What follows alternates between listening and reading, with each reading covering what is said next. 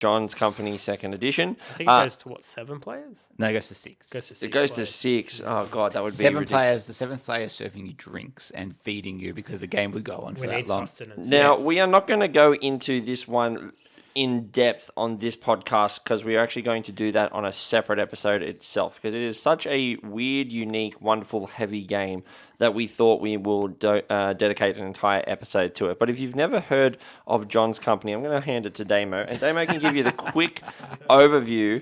And we'll jump in as well and give you an idea about what this game is. So we're going to say this is John's Company Second Edition. Okay, so John's Company Second Edition is a game by Cole Worley and published by Whirligig Games. It was fulfilled a couple of years ago now, and essentially what it is a semi-cooperative game. And what makes that really interesting, and what all those words mean together is it means that the game requires cooperation across the table, but there can only be one winner in the end.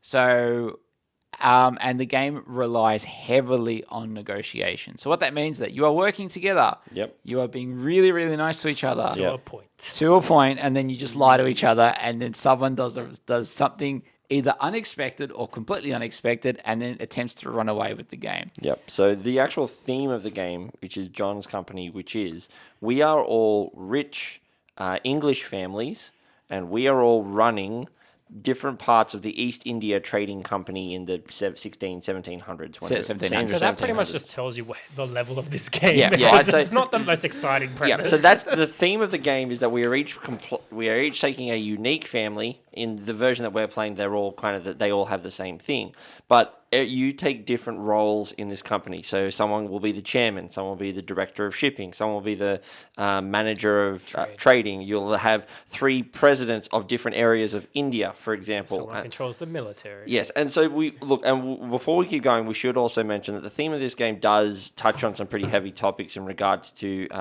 the East India Trading Company and what they did in regards to how they ransacked India. India, essentially, right? And how the London Museum basically stole everything and holds everything that it has today because of that. Like to the point where in this game you can do at one point, if you think it's better for you can open up trading with China because you think that's how we're going to make money. And if you know anything about that, what you're actually trading with China is opium, right? So you're trading drugs, which basically started the opium epidemic over in China as well, right? So the theme of the game is pretty heavy, but once you get past the actual theme of the actual game becomes really weird, as Damo said, semi-cooperative, heavy negotiation game because we all need the company to do well, because if the company does well, we make money. Now, Ralph's giving me the look because you may not want the company to do well. We don't all need the company to go well because in the game we played, you draft your starting positions, and Damien was very heavily situated to support the company. So I suggested let's tank the company because he's the only player that benefits from having a successful company. So the game ends under one of 2 conditions. Either we make it through the 5 rounds or up to 8 rounds, depending on the scenario that we're playing, right? And so to give you an idea of how long this game went for, we did 5-player game. It took us 4 hours to play. Yeah. Right. So it was 4 hours, not including the teach. The teach was 45 minutes to an hour, but the game does a really good job of basically saying I only need to do 15 minutes of rules upkeep, and then we can start playing the first round, and then you'll learn the game as the first round happens. But I'll tell you what, I played a game of this and invited my wife to play the following game that we did a few months later. And I just gave her the basic premise of the game and go, look, you'll love it. Let's just play the game. I gave her a very rough teach, and we just dived in. I will say, like, I almost certainly gave too much of a teach. Like, I probably dug in too much into certain areas. I mean, it's not a bad thing. It's just it probably wasn't necessary for the audience. We probably could have done with a 20-minute teach and then went in. How many of those 5 were new players? 3. Myself, my cousin Matt, and my friend Hamish. Yeah, okay. Yeah, so Ralph and I know I've played this game 6 or 7 times now. Yeah, I've probably played 4 or 5. Yeah, because I know I think all but one we've played together. Yeah. So I've played this game a number of times, and for a game that takes anywhere between 3.5 to 5 hours to play, I think if you say I've played that 7 times, I'm going to say I've got a reasonable amount of experience with the game. I think the playtime was pretty on par Yeah, with what we normally experience. the playtime was on we point. just added more rules to when we played with other groups. Yeah, so, and look, and this is something we'll jump into in a deep dive, but just to expand on one thing that Nia was saying. So yes, you have different roles, but the company makes money by trading in India. That's one of the ways. It makes money by taxing the residents of India. And then you also have the premise of company money, office money, and then your own personal money. You can't embezzle directly from the company. But there were ways. There are ways for you to make money. Can't embezzle. You can't. And so typically it's trading with other people. So the way that you win this game, which is so I said that we're all families, right? And we're vying for, you don't actually win the game by doing well in the company. The way that you win the game is that you need to do well enough and then you need to retire. So someone in your family needs to retire from their position, either through a multiple of different ways. But once they retire, you need to have enough money in your personal bank account that you can send them to a fancy retirement village. Yep. And there are 5 different villages you can send them to, from Bogville to the castle, like basically the House of Windsor, right? Yeah. So the fancier retirement that you can get people, then that's how you get points. But before you can even retire, they've got to get a position of power. So that's either the chairman, the prime minister, the governor general. You can be, for example, a president, all these things. And once you've got your position, so we're working our way backwards. You need to retire. But to retire, you need to have a position of power.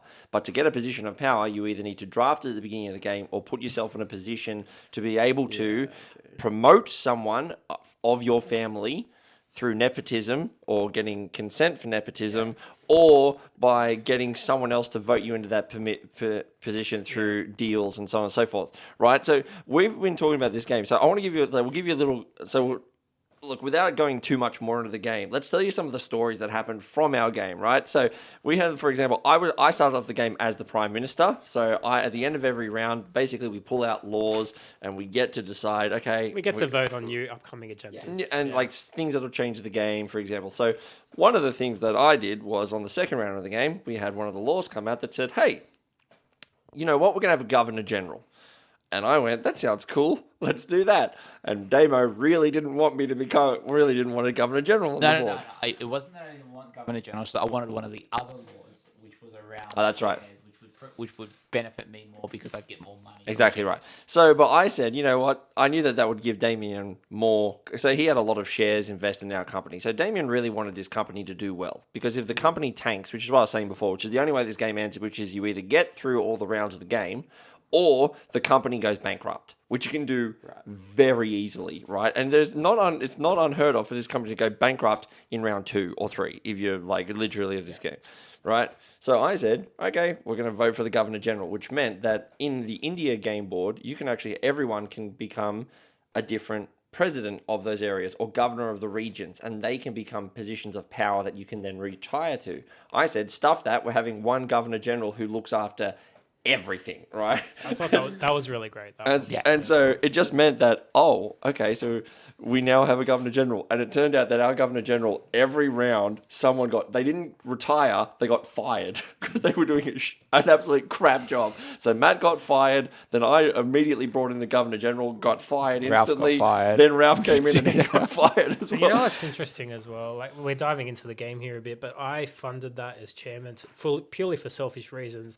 And I got fired, but then that last remaining $, Matt salvaged that for the company, which is just it was insane. amazing. Like it really was. Like, and I will say, like, the Governor General play was so much fun. Oh, it was a lot of fun. I purposely didn't say the Governor General can fund the company on its own because I wanted to let you guys work that out. And I'm glad. That was fun. I'm glad Matt worked that out. Yeah. So the way that the Governor General works, which is that when we get to the Governor General's turn, he basically gets, for every region of the board that we control, they can just start rolling dice. And for every time that he rolls his dice, we can tax the people.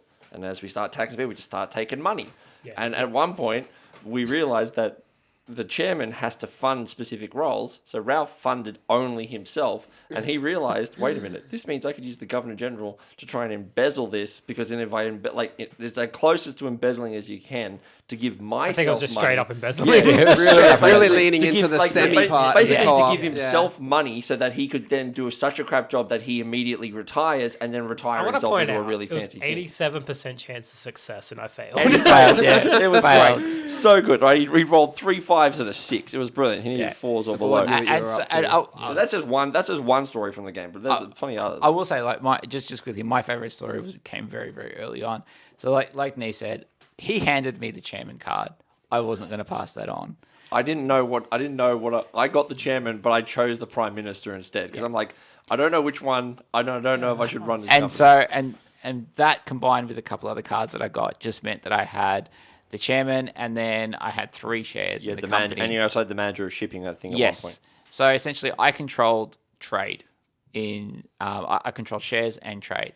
So after the first round, actually, even before the first round kicked off, Ralph told the table, "We're taking taking this company immediately." He says, "Damo's about to clean up. We need to tank the company from the get-go." And then I'm chatting with Matt, and I'm saying, "Hey, look, if you do this, we can do this delivery, and like we'll do this, and I'll make you some money. I'll make some money, so on and so forth." He's just gone, "Yep, that's amazing." Also, I was president of Bombay. That's right. So it meant that, and because I was manager of shipping, I put all the ships in the Bombay region.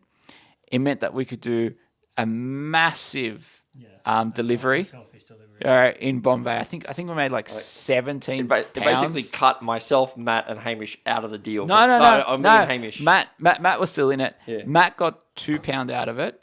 I got £4 out of it. The company then made a ton of money.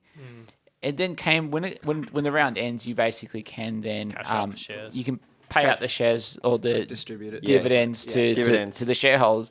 Because I had 4 shares in the company. You got like 8 and I had bucks. 2. I had more. I got 12 on that. So in one round, I made something like £16. That's why which I is identified obscene. that early and really wanted to shut that down.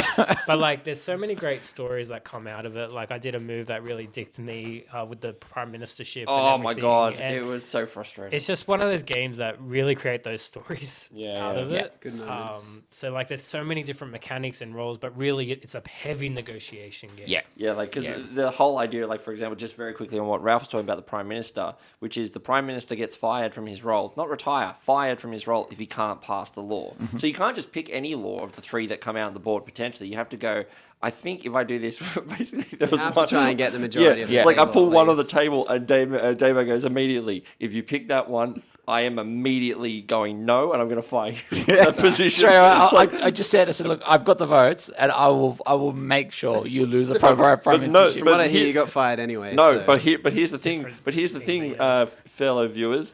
Damo was all talk. I picked that one, and I'm gonna put 3 yes votes on that. Are you gonna put any no votes? He goes, nah. It was all talk, right? But that's what the game is, right? We're gonna do a deep dive on this one because the game itself is huge, has a lot of thematic stuff goes about it, and it's worth talking about the game and actually showing it off proper. It's really. I think that will make a great diary room game. As Yeah. well. Yeah, absolutely. It would. It's such a huge game, and there's people plotting behind your back a little bit as well. Well, that's something we didn't do in this game. Learning. This game was basically played above the table, but the way that Ralph and Damo said, which is that if you want to go to another room, have a chat about your plans, you really.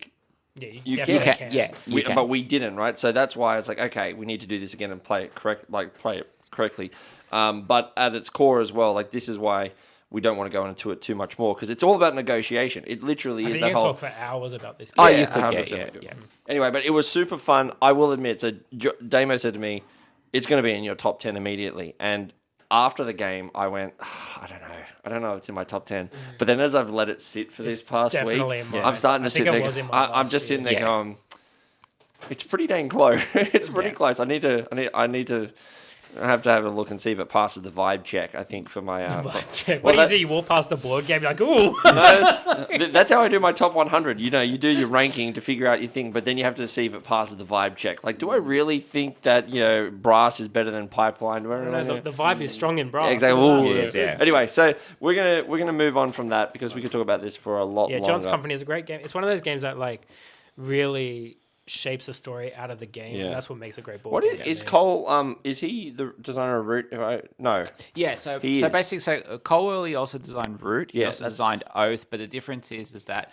And he also designed Pax Premier. That's right. But the difference is that Pax Premier and John Company, the second edition of both games, are published by his publishing house, right? Okay. Whirligig Games, whereas Root, Oath, Arcs, yes, they're all designed by him, but they're published by Leader Games. So that's right. Okay.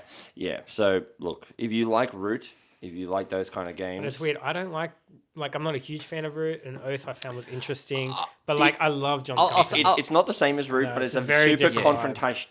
If you're up for confrontation and negotiation, this is the game that you want to play. I will say sounds like I should play. Yeah. Like I'll say to anyone out there who's played Twilight Imperium, and if that is your sort of game, I would strongly recommend check out John's Company. The way I've sold John's Company to Ralph, to other people in our games group, is that I said it has all of my favorite things out of TI, but in a package that's 3 to 5 hours. Sorry, 3.5 to 5 hours long, as opposed to 10 plus. Yeah. And that so far that's how I would sell it. So any TI fans out there, and you haven't tried John's Company, I highly recommend it. Perfect. All right, and with that, we are going to move on from John's Company 2nd edition, and we're going to move